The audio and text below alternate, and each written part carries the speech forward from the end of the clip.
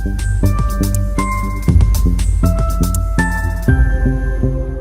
Friends, welcome to यज्ञ investment academy. सो OPEC ने 2 million barrels per day के हिसाब से प्रोडक्शन कट तो कर दिया है। उसका इम्पैक्ट ये सबको पता है कि ऑयल के प्राइसेस बढ़ेंगे और जो कंज्यूमर है उसको ये इम्पैक्ट इन्फ्लेशन का तो पड़ने ही वाला है। बट हमें ये देखना जरूरी है कि एक ऑयल सेक्टर के हिसाब से कि कहां कहां इंपैक्ट किस चीज के वजह से होता है, ऑयल प्राइसेस कैसे फ्लक्चुएट होती है और ऑयल प्राइसेस ये सिर्फ प्रोडक्शन पे डिपेंडेंट है या उसके कोई अदर फैक्टर्स भी है जो उनको इंपैक्ट करते हैं। सो आज हम इस वीडियो के माध्यम से जानेंगे कि ऑयल ये इंडिया को कैसे इंपैक्ट करने वाला है, ऑयल के प्राइसेस कैसे इंपैक्ट करने वाले हैं और इनके जो प्रोडक्शन कट हुए हैं उनका इंपैक्ट एग्जैक्टली कहां किस किस सेक्टर पे पड़ेगा, सो दैट हमें इन्वेस्ट करते वक्त हम ये ध्यान में रखेंगे कि ये आगे आने वाले क्वार्टर्स इन सेक्टर्स पे बहुत सारा इंपैक्ट होने वाला है। सो पहले हम ये देखेंगे टॉप 10 ऑयल कंज्यूमिंग कंट्रीज कौन सी है। तो यहां पे आप देख सकते हैं कि इंडिया आज 3rd नंबर पे है टॉप 10 कंट्रीज में से। आज हमारा जो कंजम्पशन है वो 4.9 मिलियन बैरल्स पर डे के हिसाब से चल रहा है और जो प्रोडक्शन कट अनाउंस हुआ है ओपेक कंट्रीज के तरफ से वो लगभग 2 मिलियन बैरल्स पर डे के हिसाब से है। तो जो आप देख सकते हो कि जर्मनी जैसी बड़ी कंट्री जो यूरोपियन यूनियन की वन ऑफ द सबसे बड़ी कंट्रीज है, उनका consumption 2 million barrels per day है। तो अगर उतना प्रोडक्शन पूरा हट जाए, वर्ल्ड के प्रोडक्शन में से ही हट जाए, तो आप सोच सकते हो कि इसका इंपैक्ट कितना होगा। अब दूसरी बात ये आ जाती है कि ओपेक का प्रोडक्शन कैपेसिटी कितना है। यहां पे हम वो देख सकते हैं कि पूरे वर्ल्ड का जो प्रोडक्शन है उसमें से 30% ये ओपेक कंट्रीज करती है, यानी उनके पास जो बार्गेनिंग पावर है वो भी ज्यादा है। सो आगे जाते वक्त हम ये देखेंगे ऑयल के प्राइसेस जो है वो कैसे डिसाइड होते हैं या फिर कैसे फ्लक्चुएट होते हैं और किन वेरिएबल की वजह से उनको इंपैक्ट होता है। सो पहले हम जाते हैं डिमांड और सप्लाई के तरफ। जो ऑयल के प्राइसेस है वो 2 हिस्सों में हमने डिवाइड किया है कि जो function of demand and supply है एंड और एक फंक्शन है जो हम आगे देखेंगे। तो यहाँ पे डिमांड के जो मेजर पॉइंट्स है कि किस वजह से डिमांड बढ़ सकता है या फिर कम हो सकता है वो हम देखते हैं। सो डिमांड में फर्स्ट मेजर जो पॉइंट आता है वो आता है केपेक्स साइकिल। अगर capex cycle across the world वो बढ़ रही है या फिर केपेक्स साइकिल शुरू हो चुकी है तो दिस मीन्स दैट जो डिमांड फॉर ऑयल है या फिर प्रोडक्शन के लिए जो एनर्जी है तो वो कहीं पे डिमांड उसकी बढ़ जाती है और उसके वजह से केपेक्स साइकिल जब भी आ जाता है, केपेक्स साइकिल के जिस पॉइंट पे अगर हम है तो उस पॉइंट पे डिसाइड होता है कि डिमांड कितनी होगी। सेकेंड पॉइंट आता है स्पेक्यूलेटिव। सो जब जो ट्रेडर्स होते हैं, जो अगर उनका स्पेक्यूलेटिव नेचर होता है, जो ट्रांजैक्शंस के स्पेक्यूलेटिव ट्रांजैक्शंस होते हैं कि अब ऑयल बढ़ेगा या फिर अब ऑयल गिरेगा, उस बेसिस पे वो लोग ट्रेड करना शुरू कर देते हैं। जब ट्रेड करना शुरू कर देते हैं उस बेसिस पे तो आप समझ सकते हो कि वो जो अचानक से डिमांड बढ़ जाती है या फिर डिमांड कम हो जाती है। अगर सपोज मैं एक ट्रेडर हूं और मैंने डिसाइड किया कि मुझे लग रहा है कि ऑयल के प्राइसेस अब बढ़ेंगे तो मैं ज़्यादा से ज़्यादा क्वांटिटी में आज बाय करके रखूंगा। It can be in form of futures या फिर डिलीवरी के लिए मैं अभी बाय करके रखूंगा सो दैट मैं आगे उसके लिए बेनिफिट कर सकूँ। सो आते हैं हम थर्ड पॉइंट की तरफ जो है एनवायरमेंटल पॉइंट। सो अब देख सकते हैं कि हर जगह यहाँ पे यूरोपियन यूनियन हो या फिर वेस्टर्न कंट्रीज हो, इनका बहुत सारा फोकस है कि आप ग्रीन एनर्जी और क्लीन एनर्जी की तरफ ज़्यादा फोकस करें और जो ये ट्रेडिशनल फॉसिल फ्यूल्स है वहाँ से हम लोग कम से कम मात्रा में अब एनर्जी कंजम्पशन करिए। तो जब ये सिनेरियो आप आ जाता है तो जो डिमांड है वो कहीं पे इम्पैक्ट हो जाती है क्रूड की। तो this is one of the points जहां पे आपकी डिमांड कम हो सकती है या फिर ज्यादा हो सकती है। अगर जैसे इंडिया जैसी कंट्री है या फिर चाइना है तो इन कंट्रीज को अब रियलाइज हो रहा है कि climate change is for real and now they are shifting towards a cleaner and greener fuel and इसकी वजह से हमारा जो डिमांड है, जो एनर्जी मिक्स है वो कहीं पे चेंज होगा और वो डिमांड पे इम्पैक्ट होगा। जो फोर्थ पॉइंट है वो है रिसेशन। देखो अगर रिसेशन आता है तो जो डिमांड है, ओवरऑल डिमांड है वो कहीं पे कम हो जाती है, कंज्यूमर डिमांड ही कम हो जाती है। जब कंज्यूमर डिमांड कम हो जाती है तो कंपनीज को भी आपका जो प्रोडक्शन साइकिल है, जो आपकी मैन्युफैक्चरिंग की जो कैपेबिलिटीज है वो मे बी आप 100% पे आप डिपेंडिंग ऑन द सेक्टर आप मे बी यूटिलाइज नहीं कर पाओगे। इसके वजह से आपका जो प्रोडक्शन इनपुट, जो आपको जो एनर्जी लगेगा वो एनर्जी भी आप कम कंज्यूम करोगे। इसके वजह से आपका डिमांड कम रहेगा and again the demand of crude will decrease there. अब आते हैं सप्लाई की तरफ। सो सप्लाई के ऐसे कौन से वेरिएबल्स है? सो फर्स्ट इज, एज हमने अभी बोला कि प्रोडक्शन, तो production not with respect to the industries but with respect to the oil production.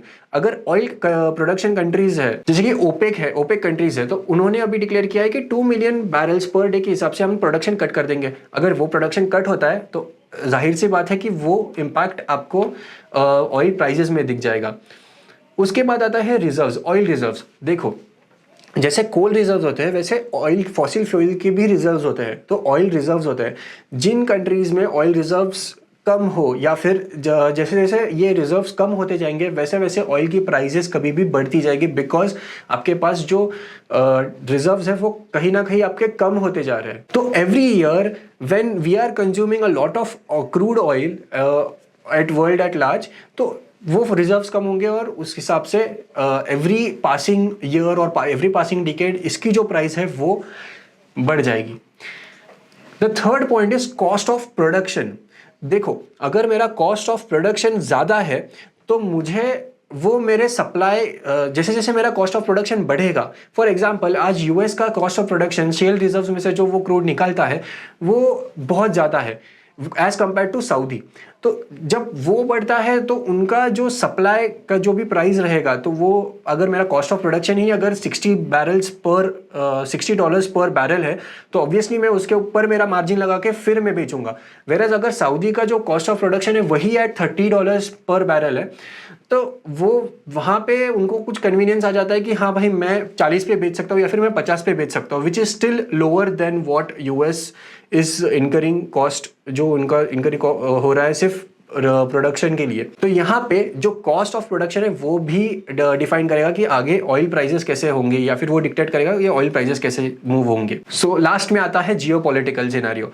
Geopolitics में it is a very critical part of oil, because oil is the new gold. तो जब oil का production अगर बाकी की चीज़ें define करने वाला रहेगा, जैसे कि मेरे relations with my peer countries, मेरे बाजू के कंट्रीज जैसे है, जैसे कि अभी सऊदी है, ओपेक कंट्रीज है, बीच में रशिया और ओपेक कंट्रीज का कहीं पे बहस चल रही थी कि प्रोडक्शन कितना होना चाहिए। कोविड के टाइम में रशिया ने प्रोडक्शन बढ़ा दिया था, whereas OPEC was of the opinion that हमें प्रोडक्शन कम ही रखना है so that oil sustained level पे बने रहे। तो वहाँ पे कहीं पे ये छेड़खानी की वजह से आप देख सकते हो कि ऑयल के प्राइजेस में वहाँ पे वोलेटिलिटी बहुत ज़्यादा आ गई थी। तो अब आते हैं हम दूसरे फैक्टर की तरफ, जो दूसरा फंक्शन है वो है फॉरेक्स एक्सचेंज।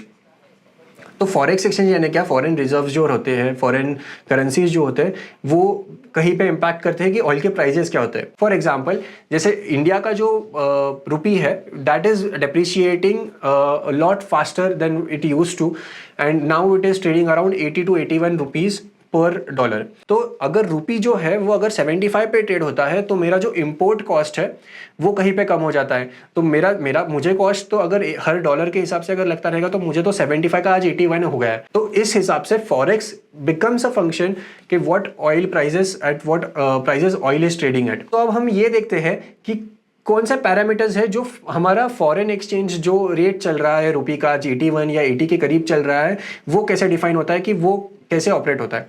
तो पहला आता है इकोनॉमी का हेल्थ। तो आज इंडिया का इकोनॉमी आज बहुत रॉबस्ट मोड में है, इसीलिए इट इज जस्ट 81 रुपीज। आप ये देखिए कि अगर इससे बदतर अगर हमारी हालत होती तो इट माइट हैव टच्ड 85, 90 और इवन 95 फॉर दैट मैटर। तो आज because Indian economy is getting it is in a developing phase, and जो डिमांड है वो चाइना प्लस वन स्ट्रेटेजी हो या फिर यूरोप प्लस वन स्ट्रेटेजी हो, वो कोई भी स्ट्रेटेजी की वजह से हमारे पास जो डिमांड आ रहा है वो बहुत सारा आ रहा है, जो एक्सपोर्ट्स की अपॉर्चुनिटीज़ है इवन इन आईटी सेक्टर। तो ये सबको मद्देनजर रखते हुए हमारे पास आज एक रॉबस्ट इकोनॉमी है, that is why it is still at 81 rupees. दूसरी चीज़, इंटरेस्ट रेट्स। तो जब हमारा अगर यूएस के इंटरेस्ट रेट्स जब बढ़ते हैं तो due to the interest rate parity हमें हमारे इंटरेस्ट रेट्स बढ़ाने पड़ते हैं। अगर हम इंटरेस्ट रेट्स नहीं बढ़ाते हैं तो अगेन हमारा जो रुपी है वो डेप्रिशिएट हो जाता है due to interest rate parity. तो again that is one of the parameters which you should look at. So अब आते हैं हम लास्ट पार्ट की तरफ, जो है डिमांड फॉर डोमेस्टिक करेंसी। तो अब हम देख सकते हैं कि जैसे डॉलर में जब आप ट्रेड करते हो तो उतनी मतलब अब मैं अगर क्रूड परचेस करता हूँ, कोई भी कंट्री अगर क्रूड परचेस करती है डॉलर में, तो डॉलर की डिमांड बढ़ जाती है वहां पे, ठीक है। अगर हर कंट्री डॉलर में ही ट्रेड करने लगी तो डिमांड उतने से बढ़ जाती है डॉलर की, उतना वो करेंसी स्ट्रांग होने लगता है। इन सिमिलर फैशन इंडिया आज ईरान से या फिर रशिया के साथ डिस्कस कर रहा है कि हम कहीं पे इंडियन रूपी यूज करें for transacting between the countries and don't use dollar. तो अब क्या होगा कि जब इंडियन रूपी यूज होता है, जितनी इंडियन रूपी यूज होगा मे बी उतना डायरेक्ट इंपैक्ट हमें ये नहीं दिखेगा डॉलर और इंडियन रूपी के बीच में, बट कहीं पे वो जो डेप्रिसिएशन है वो कहीं पे कम हो जाएगा। तो that is the way forex will decide कि ऑयल प्राइसेस की हमें कितनी कॉस्ट पड़ रही है, ठीक है। अब आते हैं हमारे नेक्स्ट पार्ट की तरफ कि कौन से सेक्टर को और कौन से सेक्टर को इम्पैक्ट होता है, गवर्नमेंट को कैसे इम्पैक्ट होता है जब ऑयल प्रोडक्शन कट होता है। तो पहले हम देखते हैं सप्लाई साइड इन्फ्लेशन। जैसे कि आपको सबको पता है कि जब जब ऑयल के प्राइसेस बढ़ेंगे तब तक सप्लाई साइड इन्फ्लेशन आएगा एंड वो इम्पैक्ट करेगा अपने इनडायरेक्ट हर सेक्टर को, और इनडायरेक्टली हमें एज अ कंज्यूमर हमें इम्पैक्ट होता है। बट मेजरली वो हम कैटेगराइज कर सकते हैं दो पार्ट्स में। वो है first WPI inflation and the second is sectors जो इम्पैक्ट हो रहे हैं directly due to the rising crude prices. तो WPI इन्फ्लेशन में फर्स्ट पार्ट आ जाता है इनपुट कॉस्ट। तो जैसे कि हर कंपनी को अगर एनर्जी कॉस्ट बढ़ती है तो हर कंपनी को वो इनपुट कॉस्ट में आ ही जाता है। Second is fuel prices for the consumers. जैसे हम पेट्रोल या फिर डीजल के प्राइसेस हमारे इंक्रीज हो जाते हैं, वो है सेकंड इम्पैक्ट जो हमारे WPI इन्फ्लेशन में ऐड हो जाता है। The third thing is lower growth. देखो, जैसे हर कंपनी का अगर मार्जिन में प्रेशर आ जाता है तो वो जो आपका बॉटम लाइन है वो भी कहीं पे इम्पैक्ट होने चालू हो जाता है, एंड जो ग्रोथ है वो कहीं पे स्लो डाउन हो जाती है due to higher energy prices. And the fourth part is delayed capex. मैंने अगर डिक्लेयर किया है कि मैं 32,000 करोड़ का कैपेक्स करूंगा इन नेक्स्ट 5 ईयर्स, तो एंड अचानक से एनर्जी के प्राइसेस बढ़ जाते हैं एंड मेरा कॉस्ट जो है कैपेक्स का वो 32,000 में, अगर मैं कैपेसिटी XYZ कैपेसिटी अगर मैं बिल्ड करना चाह रहा हूँ तो वो कैपेसिटी कहीं पे कम करनी पड़ती है बिकॉज डिमांड कम हो जाता है मे बी, या फिर मेरा जो cost of building that capacity है वो बढ़ जाता है। तो मे बी मैं कम कैपेसिटी बिल्ड कर पा रहा हूँ जितना, अगर मैंने 1 मिलियन टन बोला है तो मे बी 1 मिलियन से कम थोड़ी कैपेसिटी मेरी बिल्ड हो जाती है। तो इसलिए मैं कैपेक्स को डिले करने का कोशिश करता हूँ कि जब मुझे फेवरेबल होगा तब मैं शायद वो जो प्लान है वो मैं आगे उसको बढ़ पाऊँ उसके साथ। तो अब देखते हैं कौन से सेक्टर्स इंपैक्ट होते हैं, वो भी डायरेक्टली, यानी क्रूड ऑयल जैसे बढ़ गया तो immediately these sectors are impacted. And WPI inflation is transitory in nature, वो over a period of time ये कंज्यूमर की तरफ आ जाता है। तो सेक्टर्स कौन से इंपैक्ट होते हैं? First is aviation, because ATF जो एविएशन टर्बाइन फ्यूल होता है वो बेसिकली वही है उनका इनपुट कॉस्ट। तो that increases the flight rates increases, तो वो इम्पैक्ट ज़्यादा हम डायरेक्टली देख सकते हैं। डाउनस्ट्रीम कंपनीज यानी जो OMCs है, जो ये क्रूड को यूज़ करके उसको रिफाइन करके उसके अलग अलग डेरिवेटिव्स को बेचती है मार्केट में जाके, जैसे कि पॉलीमर्स है, पेट्रोल है, डीजल है, LPG है।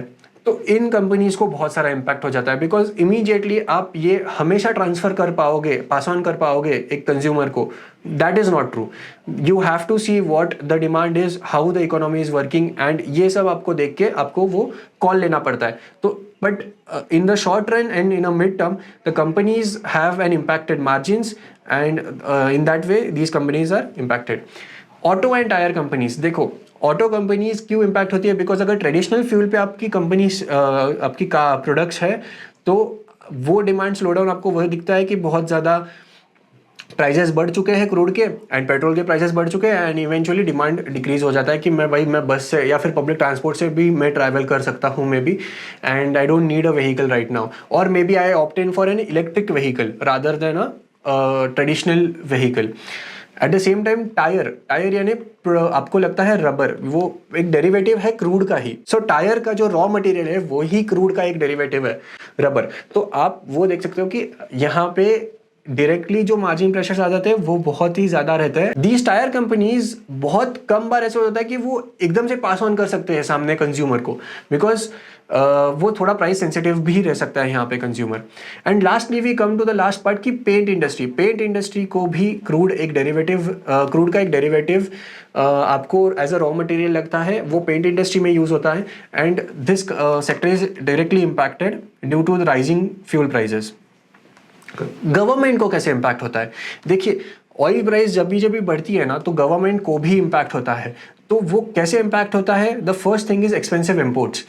देखो, अगर मैं आज 100 रुपीज़ में अगर मैं 1 लीटर ऑयल इंपोर्ट कर सकता हूँ, और वही मैं अगर कल क्रूड के प्राइसेस बढ़ जाते हैं तो 100 रुपीज़ में मे बी मैं 0.90 लीटर्स ही इंपोर्ट कर सकता हूँ। सो ये जो इंपोर्ट है वो बहुत एक्सपेंसिव हो जाता है मेरे लिए। And eight the same time जो फ्रेट का कॉस्ट है वो तो उतना ही है, मे बी बढ़ भी जाएगा, बिकॉज उनके लिए भी आपको एनर्जी लगता ही है आपको लॉजिस्टिक्स के लिए। तो in that way, in that sense, imports आपके एक्सपेंसिव हो जाते हैं। So second part is forex. So मेरे फॉरेक्स जो रिजर्व्स है वो भी कम हो जाएंगे, because I am trading with dollars. यहाँ पे we are assuming that right now all the countries are trading या फिर buying the crude with dollars. तो डॉलर्स, जो मेरे जितने भी डॉलर्स रहेंगे, अगर से $80 से अगर मेरा 140 हो जाता है क्रूड का प्राइस पर बैरल, तो मेरा फिर उतना रिजर्व्स डायरेक्टली हमारे इम्पैक्ट हो जाते हैं, फिर वो रुपी पे इमीडिएटली इम्पैक्ट आने लग जाता है। और वो जो इम्पैक्ट है वो मे बी अगर रुपी पे कल आ रहा है and I want to sell the reserves to maintain my rupee, तो वो पॉसिबिलिटी कहीं पे कम हो जाती है। सो यहाँ पे जो थर्ड इम्पैक्ट है जो गवर्नमेंट फील करता है वो है गवर्नमेंट स्पेंडिंग कम हो जाता है। बिकॉज आपके पहले इम्पोर्ट्स, जो करंट अकाउंट डेफिसिट है वो अगर मेरा बढ़ गया है तो कहीं पे मुझे कर्टेल करना पड़ेगा ना मेरा बजट। मैं ऐसा नहीं कर सकता हूँ कि continuously I just spend and spend. So बहुत सारे स्पेंडिंग की वजह से फिर इन्फ्लेशन क्रिएट हो सकता है। So that is my third impact. So coming to the last part, ये टैक्सेस पे है। तो गवर्नमेंट को ना, जब गवर्नमेंट आपको कोई भी ऑयल के आप जब ऑयल के प्राइसेस देखते हो, सपोज आप महाराष्ट्र में आज 105 रुपीज़ पे पेट्रोल का प्राइस चल रहा है, तो ये 105 में से एक पार्ट होता है जो वैट होता है जो स्टेट गवर्नमेंट को जाता है, मे बी उसके बाद एक्साइज होता है जो सेंट्रल गवर्नमेंट को जाता है। And these kind of taxes are put for the refineries है या फिर जो डिस्ट्रीब्यूटिंग कंपनीज है उनको भी आपको लगाते हो। तो आपको वो टैक्सेस आपको कहीं पे कम करने पड़ते हैं, सो दैट जो लास्ट वाला कंज्यूमर है उसको जो इम्पैक्ट है ये सब क्रूड ऑयल का वो कहीं पे कम हो जाए। आपने न्यूज़ में तो पक्का देखा ही होगा कि गवर्नमेंट ने इतने रुपीस से कम कर दिया है उनका टैक्सेस, सो दैट अभी पेट्रोल इतने से सस्ता हो जाएगा। So I am talking about the same thing. तो आपके टैक्सेस भी कलेक्ट आप जो कर रहे हो वो कम हो गया, आप टैक्सेस कम कर रहे हो, आपको जो इंपोर्ट आपका जो है वो भी महंगा हो गया है, और आपके जो फॉरेन रिजर्व्स है वो भी कम हो रहे हैं। तो these kind of things impact the current account deficit directly and hence impact the government spending. So ये जो डबल एज स्वॉर्ड है, जो ऑयल प्राइसेस अगर बढ़ती है ना, तो आपके टैक्स अगर आपने कट कर दिया तो आपका टैक्सेस से इनकम कम हो गया, आपके फॉरेक्स भी कम हो गए एंड इंपोर्ट्स एक्सपेंसिव हो गए, इसकी वजह से गवर्नमेंट स्पेंडिंग भी कम हो जाता है। तो इसी तरीके से आपके जो इम्पैक्ट है वो पूरा करंट अकाउंट डेफिसिट पे आता है। तो that is very harmful for an economy, any economy. It's not just Indian economy, it's for any economy which is dependent on external sources for fuelling its own economy, right. मतलब हम crude 85% तो हम crude import करते हैं, तो वो जो impact है वो हमारे कंट्री की इकोनॉमी जीडीपी पे हमेशा रहेगा। तो इसी for this reason we are also betting that हमारा जो फ्यूल का जो बिल है वो कहीं पे कम हो जाए। सो ये वीडियो था आज की ऑयल के जो प्रोडक्शन है उसका इम्पैक्ट इंडियन गवर्नमेंट या फिर इंडियन इकोनॉमी पे किस तरीके से होगा, किस सेक्टर्स पे होगा। तो एज अ रिटेल इन्वेस्टर आपको ये देखना है कि जो सेक्टर्स हमने यहाँ पे डिस्कस किए हैं वो सेक्टर्स में आपका इन्वेस्टमेंट कब और कितना और कौन से टाइमिंग पे आप कर रहे हो, और कब आपको इन्वेस्टमेंट होल्ड करना है और आपको कब बेच देना है। तो ऐसे वीडियोस के लिए हमारे साथ बने रहिए। Thank you.